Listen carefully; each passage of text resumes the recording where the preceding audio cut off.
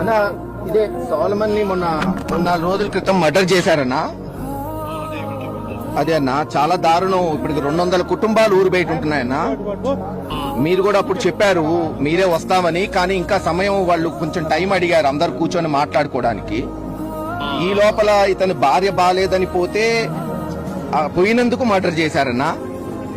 ఈ రోజు దహన కార్యక్రమాలకి మేము వస్తే మొత్తాన్ని ఊరు బయట ఆపేశారన్న పోలీసులు.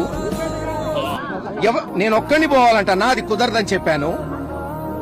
అందరు 100 మంది వస్తే లేదు ఊర్లోకి 5 మంది పోయి దానం చేయాలంటే ఎవరు ఒప్పుకోవట్లేదు. అందరి ఊరు బయట ఆగామన్నా. చేస్తే మీరు ఎలా చేయండి, లేకపోతే 2 రోజుల్లో జగన్ గారే వస్తాడని చెప్పామన్నా. మీరు ఈ రోజు ఎలా చేయకపోతే మటుకు దహనానికి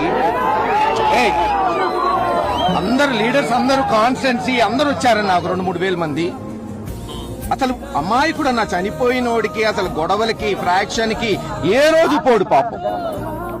అందరు స్వచ్ఛందంగా వస్తే పోలీసులేమో ఎవరు నెల చేయం 5 కార్లు అంట. వాళ్ళు చెప్పింది అంతా విన్నామన్నా.